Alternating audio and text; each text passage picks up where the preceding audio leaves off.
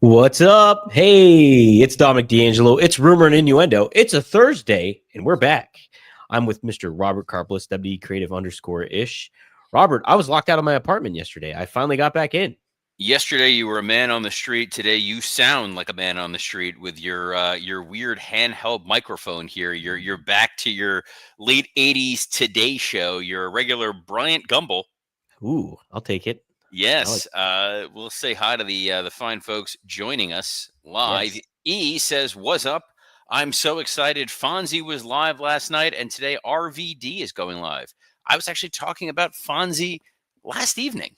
Were you really? Yes, was at a dinner with the Coastal Championship Wrestling president and CEO, and he was talking about how Fonzie comes out to their events and how great he's been doing on color commentary of late. Cammy Star says, Yeah. "Now, Dom, yesterday was a lesson. Teach Razor to use doors. That's a Who fact. do you think locked the door, Cammy?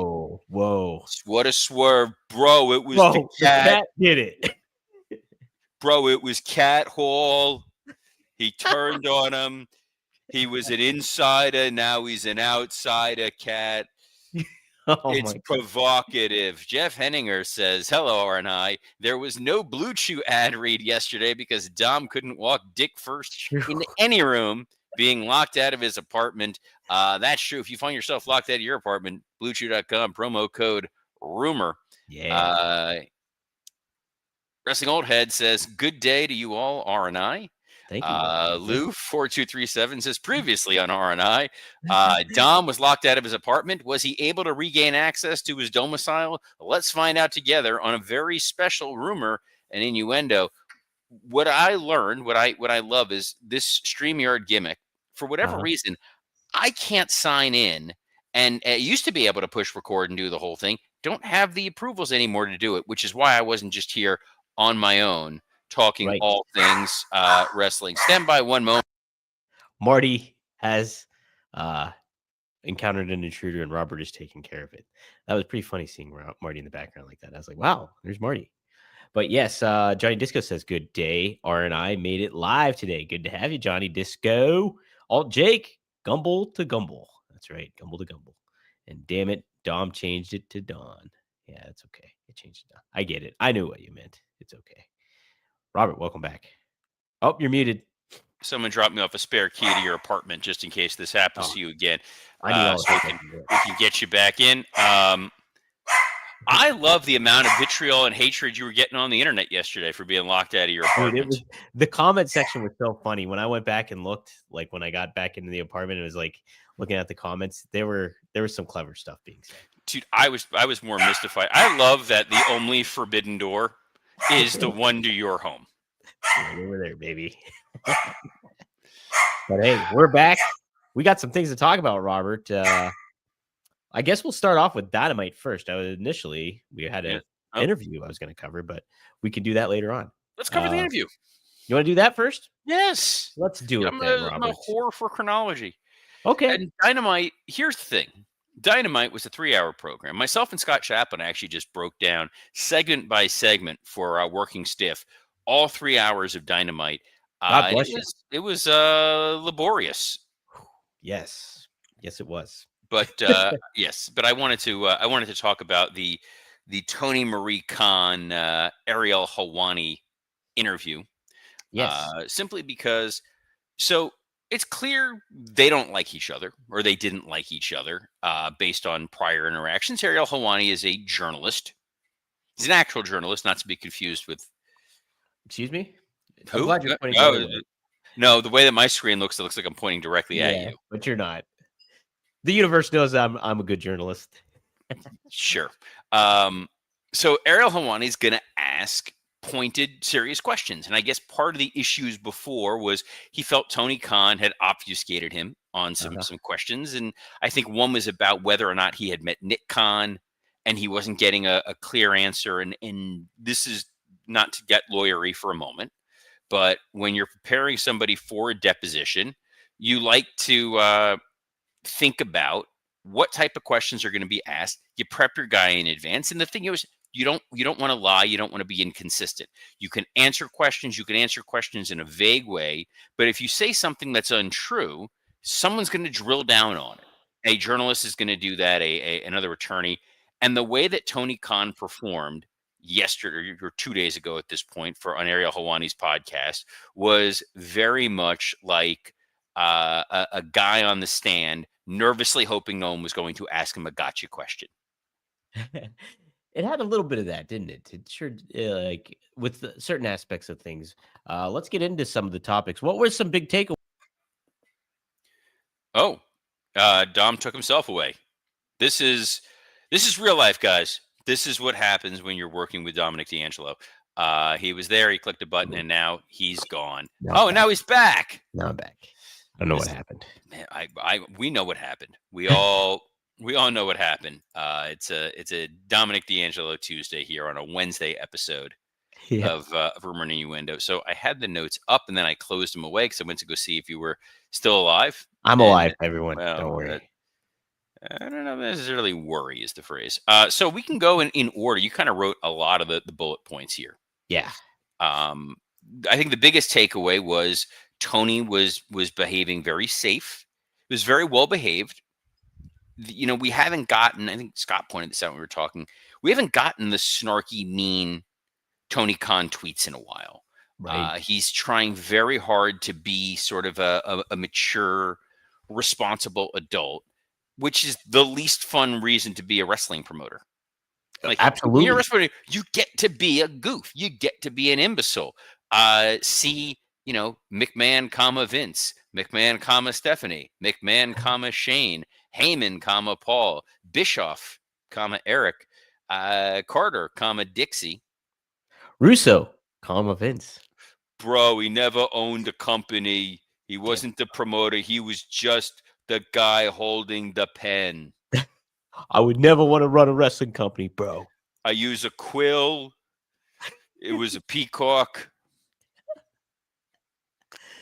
Yes. So, no, Tony did air on this. It is kind of a bummer, though, Robert. I liked cantankerous Tony a little bit. You want to see him get a little like fiery, like Marty is. Marty does. Yeah, like Marty. I'm going to go tend to him. I'm right here. Yeah, I know. What do you want? You want to come? You want to come join the show? Yeah. What were some of the chat's biggest takeaways with the Tony Khan interview? If you guys tuned in, it was about an hour, almost an hour and a half. They went. It's a pretty lengthy interview. But they did start off, Robert. One of the first topics was Darby Allin and him taking all the risks that he does. And Tony said he'll use or OK Danger or Gore when it serves the story, and it feels almost it always has in AEW and ROH. And he also had the one that did take away concern from was that plate of glass at Revolution for Sting's retirement match. Which, by the way, the follow-up question, and some of these were like Helwani should have gone with a stronger follow-up question, which would have been that number one, are you trying to build a brand that can grow to a family audience? The stuff that Darby does, the use of the plastic bag on Bryan Danielson, the use of syringes being stabbed into people, a lot of glass Molotov cocktails, spiked bats, spiked boards are things that may give people pause to let their family or their younger, viewing audience tune in. And is that a concern that Tony may or may not have? Mm-hmm. Yep. Another topic was the Warner Brothers, if they will inherit the media rights. What about the Warner sister Dot? Oh, good one. Animaniacs, everyone. Everybody loves the Animaniacs. I just realized our Pinky and the Brain dynamic here for the first time ever. Wow, that's kind of true. I was a big fan of the pigeons. I like the pigeons the most. They're my favorite. The Good Feathers? Yes, the Good Feathers. That's what. Why these are things I know right off the top of my head. Devin Dowling earned his daily ban by saying Dom is the brain. Height-wise, yes. Head-wise, yes. Multiple people dropping a narf. There was a couple narfs in here. Man, I did not expect that we were going to touch on a treasure trove of Animaniacs fandom here, but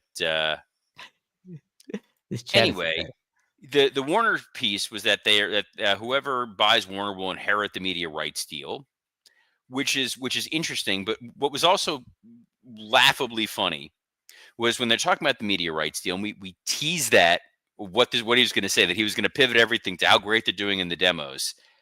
And then they said that Blood and Guts did 600,000 views, and that was great because a lot more people are watching on streaming. And then Ariel Helwani said, "Great. How many people were watching on streaming? Oh, they don't tell us that information." Yeah. Guys, we expect you to believe a lot in wrestling. I do not believe that the president of a television production company such as AEW doesn't ask what the numbers of their show are, especially since they have, what are they called? Oh yeah, advertisers who like to I see. see what the metrics are. That's why we have so many fantastic sponsors here. Yes, exactly. That is why. We also have a new sponsor, Robert. It happens to be Men Go to Mars. I was The giving Men you Go the to Mars. chance to get there. Yeah. The Men Go to Mars. Check it out. That's a great new kind of supplement that we have going on.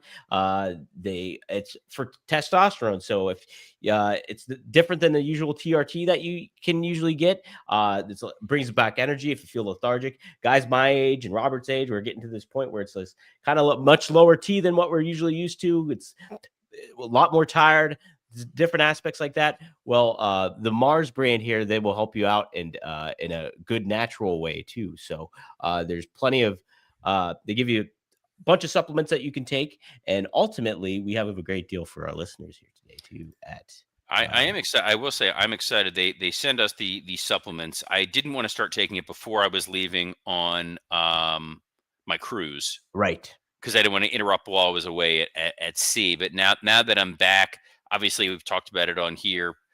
I go out running on a daily basis, but I find right around later afternoon after I've wrapped up Rumor and Innuendo, I'm trying to do work. I start feeling that drag, and I feel like we're gonna be able to see a little bit of a boost here, Mr. D'Angelo. absolutely. And over the course of like 90 days too, you'll see like if you work out, you'll see muscle build, you'll see different aspects like that. That's the ultimate goal with a lot of some of this stuff too. And you'll just have a higher testosterone, bigger energy, ready to go, and you will sleep better too. That's another added addition to it too. There's a lot of options that can kind of go on with this. But for a limited time, our listeners get 60% off for life and 3 free gifts when you use code rumor at mengotomars.com. That's mengotomars.com and use code rumor at checkout. After you purchase, they'll ask you where you heard about them. Please support our show and tell them that Rumor and Innuendo sent you. We also were sent some more Tony Khan information. Something that I thought was interesting, Robert, was the Eric Bischoff discussion. Ariel brought up some names like Bischoff and Cornette, and Tony says, kind of was diplomatic in regards to what Bischoff had to say and did credit him for a lot of the work that he did in the past. And then also kind of mentioned that he spoke to him not that long ago. What did you think of that aspect of the interview? Yeah, I mean, it was a little bit of sour grapes in the, I can't believe Bischoff is so critical of what I do. He's run this type of job before. He knows how difficult it is. Right. And I don't know I don't know ultimately what Tony was trying to accomplish with this particular comment here, other than if someone's had the same job as I have, they shouldn't criticize what I'm doing when they probably have the best insight into what it looks like. Right. Like you learn from your past mistakes and stuff like that. And so it's like who has better insight than Bischoff in a situation like this in a lot of ways. He was asked about counter programming with WWE. And he said it never cost him anything, and it always has worked out in their end. And he kind of understands the aspect of it all because that's always been the nature of wrestling television. Even mentioning Crockett and WWE back in the day as well, and the competitive nature of that. Was that a good answer on his part, do you think, Robert? Again, he was being very diplomatic. I think that Sure. if I were him, I would have probably taken the position of WWE is run by a multi-billion-dollar global company. Mm-hmm. And if they're spending time, effort, and energy to come after us, that speaks volumes of how they view us as legitimate competition, and they should. So if they weren't paying attention to us, if they weren't running counter program, if they weren't trying to play gotcha with all of our shows, then it would say maybe we're not doing something right. But to me, this seems like we're doing something correct. Absolutely. Um, Another interesting note was Ariel actually brought up Matt Hardy's comments, saying that they were clearly the effort in NXT and TNA relationship was a shot for against AEW, and Tony replied, "I think it's probably true. The fact that Matt said it, that's really cool too." I thought that was kind of, I thought that was unexpected. Yeah, again, it was this guy. He was trying so hard to behave and stay within the lines. Yeah, And y- no, I think that the reason why WWE is working with TNA is not necessarily simply because they're trying to hurt AEW, but because they were coming out of an antitrust lawsuit, and the best way to try to combat some of that narrative is to show that you're willing to work well with others. that's a great point. Great point. Uh, Mentioned the CM Punk situation with the rolling the tape of backstage at All In and all that. What did you think of that? And Tony's Khan's response to all that.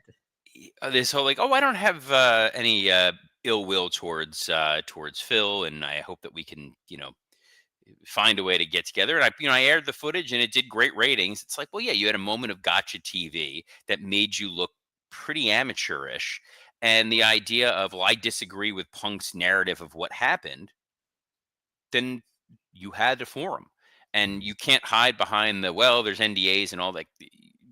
There's absolutely ways you could have addressed it, but to say it's sort of this indirect way of, here's what happened, and Punk's narrative of it isn't accurate, and then Hawani following it up with, yeah, but didn't it kind of feel like he called you out for not being a strong leader? I was, yeah, that was something. And he just kind of took it.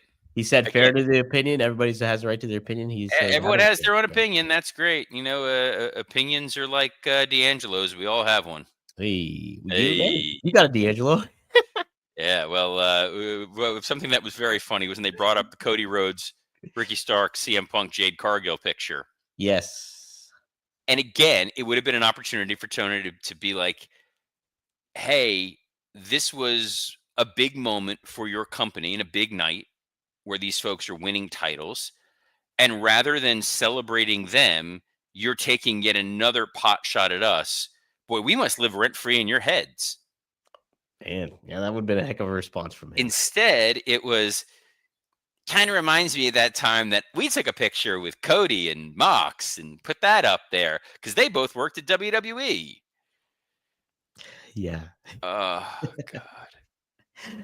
Another aspect we had was yeah, the no HBO Max numbers, but then Ariel went on a list of names, really hammering home Killer Cross and trying to bring him into AEW. Oh, dude. Okay. The whole, hey, was you ever bringing Karrion Cross? I never thought of that. I haven't talked to him in a while. Like, really? Like, come on, dude. Yeah.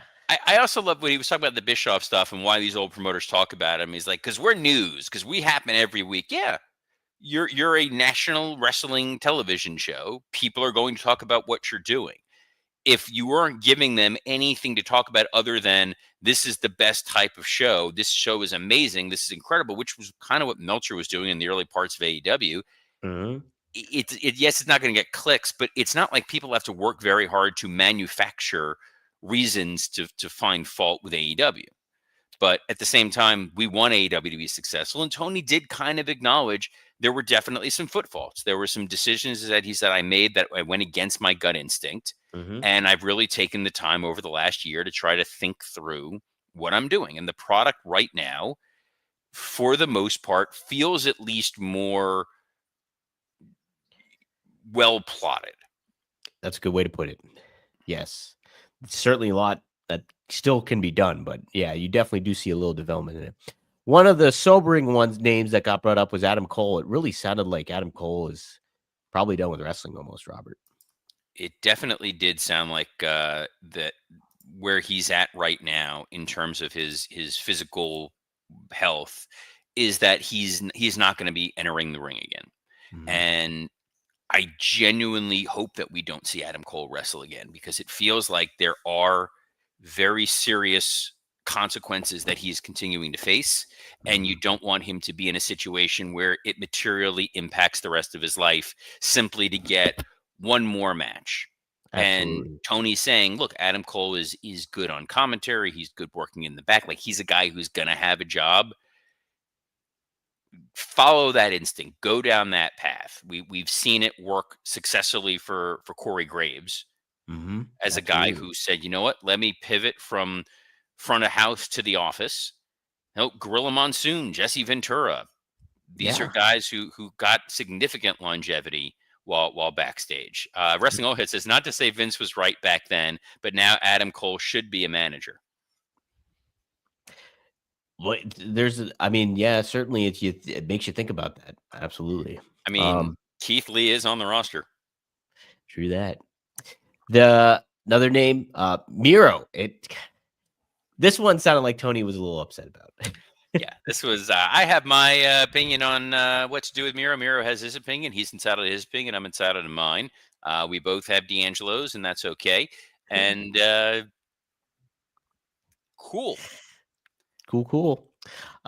Britt Baker, another name. It almost sounded, I don't know if you got this, Robert, but she's hurt in certain ways and we just don't know about it. Maybe that's an undisclosed injury that she does not necessarily want to reveal. That's kind of the assumptions I was making, but It does, like, he was very good about praising her in the same way he praised kind of everybody that got brought up. mhm. Like when he praised Adam Copeland and said, like, well, he's off filming his Highlander movie, and no, they haven't. WWE hasn't talked to me about doing anything with him. But like the Britt Baker component, they didn't address the, hey, what about all these rumors that she was difficult to work with and that there were problems in the back. Mhm. But it Yeah, was just she's great, she's a doctor, and we'll see. we'll see how it goes. And then Jericho also got brought up as well.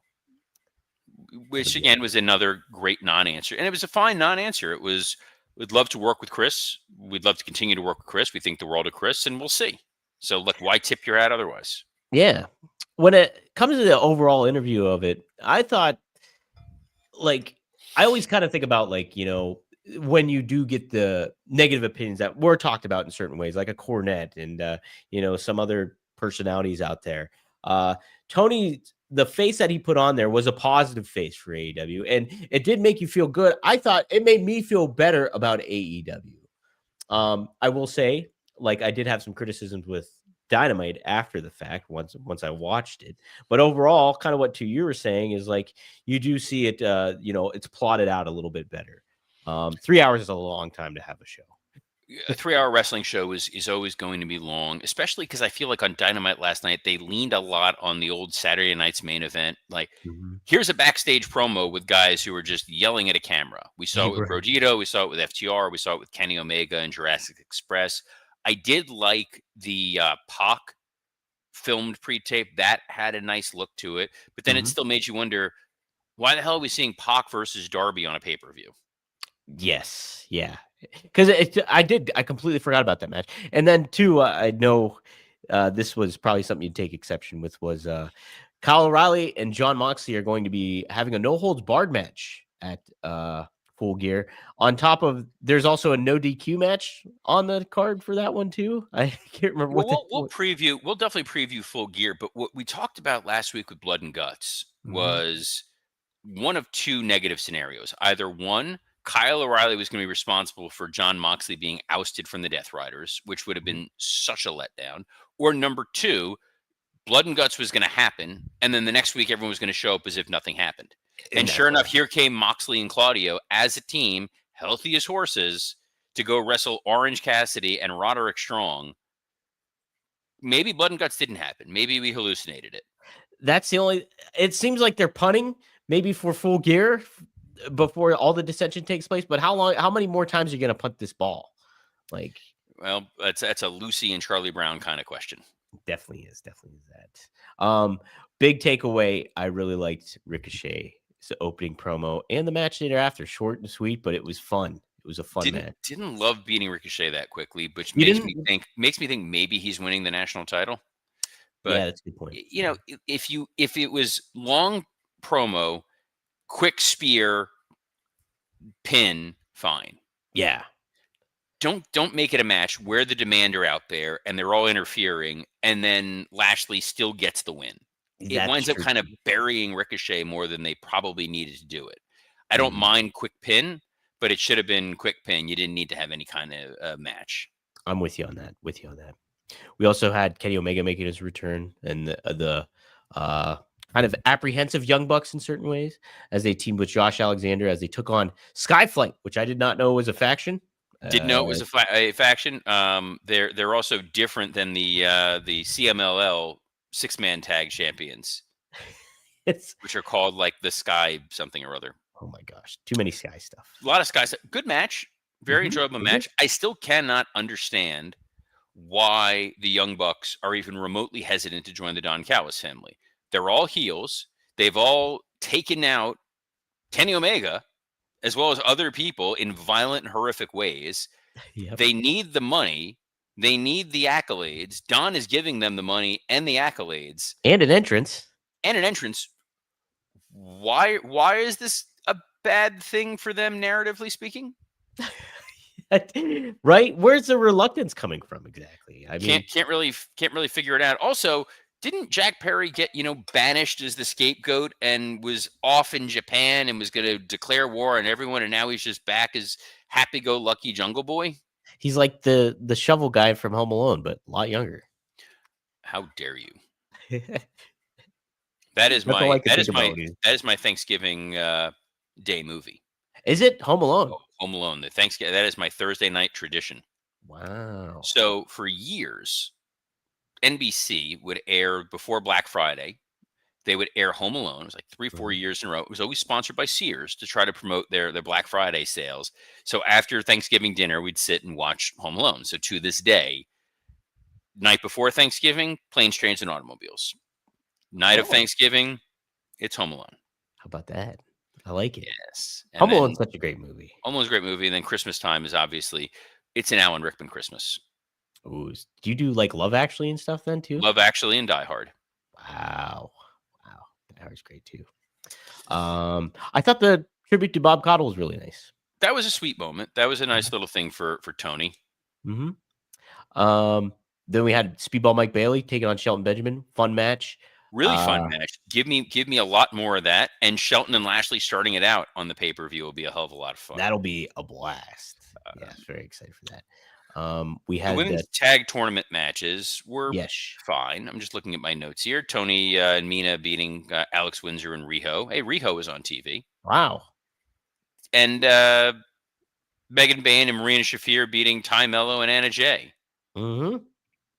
So, I mean, I ultimately want to see like Harley Cameron and Willow win the whole thing, I think. But I guess we can make those predictions tomorrow. We'll make those predictions as we get closer. The highlight of this whole show is in the time that we have left. Mm-hmm. Very few moments in the annals of wrestling history do you go, I'm going to remember where I was for the rest of my life when I saw this. Uh-huh. There was a promo with Sky Blue and Julia Hart that may be the single worst thing I've ever seen in professional wrestling. It was junior high goth drama performance. It was so avant-garde that I thought, you know what, maybe this is supposed to be this bad, in which case, cheers to them. But, oh, no. That was brutal. The thing with Julia, she's got a great look. Obviously, the presentation of her is really, really good. But I always thought that she needed somebody to kind of speak for her, help her in a lot of ways. She wasn't known for a promo. Well, thankfully, someone who's known for his promos is Mr. Dominic Marie D'Angelo. Ooh, that's true. And that's why we are here every Monday through Friday, assuming Dom's allowed into his domicile. We're on a plethora of platforms, including the WW_Creative_ISH account, the @Dominic D'Angelo X account, the @SE Scoops X account, and on YouTube on Rumor and Innuendo, ad-free shows, and podcast heat. Dom, they didn't think we would be back, but we were back. We will be back tomorrow. So on behalf of the man who needs to get one of those little spare key frog rock holder things outside of his door, Dominic D'Angelo, I'm Robert Karpolis. Best of luck in your future endeavors. Get yourself a D'Angelo, like Robert says. Everybody has one. Shh.